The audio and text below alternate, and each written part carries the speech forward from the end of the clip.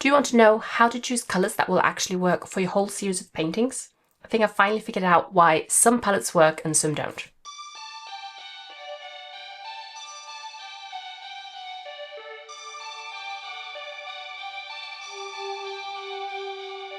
Hi there, I'm Janine, I'm an artist and I share my creative journey on this channel, and today we're going to have a look at colours. I've already shared a few videos in the past of how I prepare and mix my colours for when I start a new series of paintings, so I thought this time we'll actually do something a little bit different.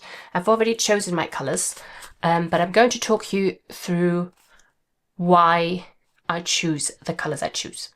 And there's three components that I think really drive my decisions and that will maybe help you too when you're looking to build a colour palette for a series of paintings or just a painting. So the first one is actually choosing colours from real life. So colours that I notice that I'm drawn to. For example, I always gather some inspiration before I start a new series and create a mood board like this. Again, I have some more videos on how I create a mood board, but some of that inspiration actually informs my colours. For example, some of the pebbles by the beach are kind of this burnt sienna colour, and I really love that. Also this. So I really wanted to incorporate some of that earthiness. And also, of course, the sea is a big influence on my work, so I do want some kind of sea blue colour, especially that kind of more muted dull grey, because the sea around here is, especially on a grey day, more grey rather than blue. So I did want to incorporate that into my palette. Speaking of inspiration and colour, I've just taken Amber Victoria's Skillshare class acrylic painting, playing with inspiration, colour and form. And yes, Skillshare is kindly sponsoring this video. I loved seeing how Amber abstracts from reality, which is not something I usually do in my own work, so it was really fun to play with that. I also found it so interesting how she talks about finding inspiration, because I love hearing where other artists get their ideas from.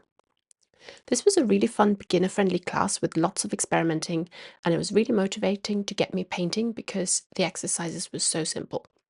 Skillshare has creative classes taught by world-class creatives like professional illustrators, renowned graphic designers, and successful entrepreneurs. It is the best place to learn a creative skill or pick up a new hobby.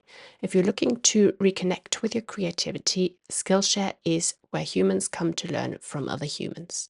The first 500 people to use my link in the description or scan the QR code will receive a 1-month free trial of Skillshare. And then the next factor when I choose colours is just colours that I'm drawn to. Lately I've really been into this kind of lilac-y colour, like a very bluish lilac.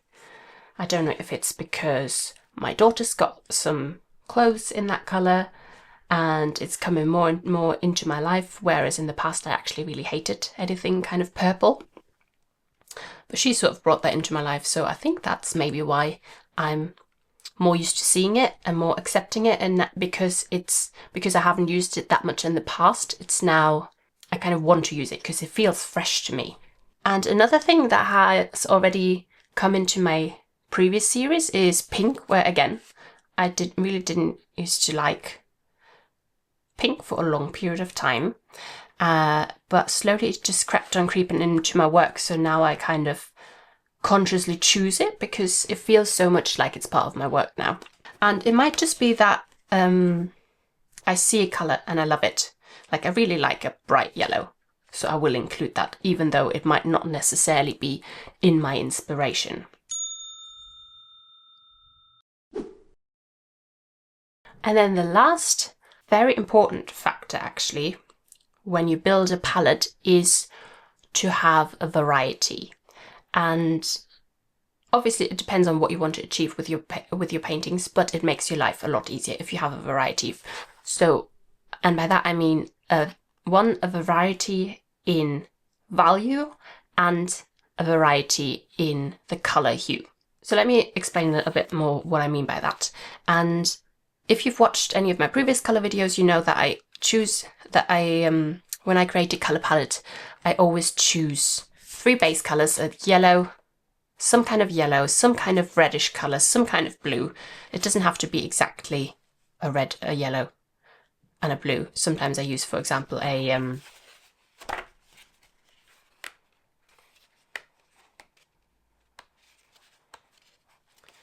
this kind of yellow ochre I've used a lot in the past as a yellow, and it's quite muddy. But it does that serves that purpose. And I also sometimes like to throw in a dark neutral just because it makes mixing a lot quicker and simpler if I want more muted colours. And of course also white. And then I mix a load of colour variations that I can mix with those base colours.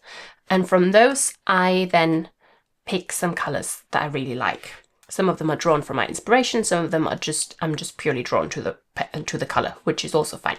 But when I choose my colours, I also want to make sure I have a variety in my values.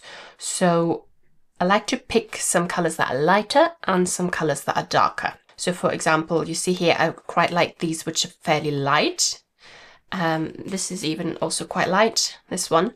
And then I also like to choose some darker ones. Like for example, I like this one.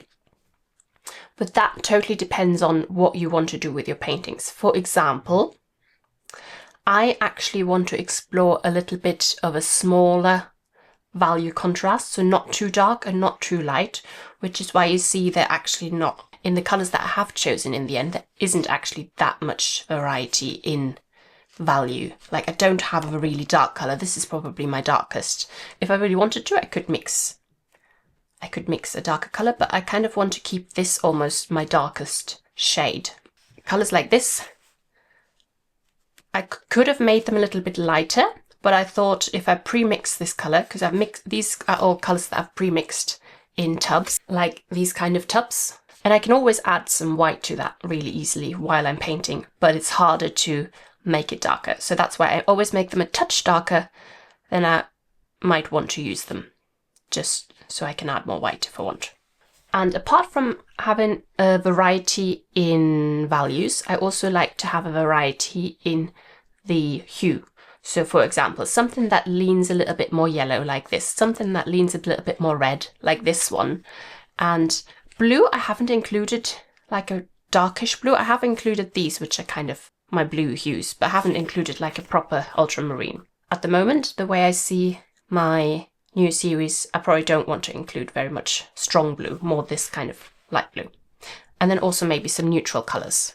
And that way you can even intermix the yellow and the blue. I could mix and get some kind of green if I wanted to.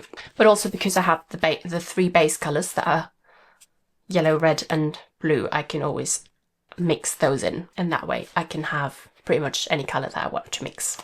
So I hope this has helped you figure out what you might want to include in a colour palette and how to look at it in a little bit more of a practical way. If you want to see some of those videos that I mentioned where I actually mix my colours and show you this kind of process, then I'll link that down below. And if you want to go a little bit deeper, I do actually have a course on colour, and I'll link that as well for you if you want to have a closer look. Thanks and bye bye.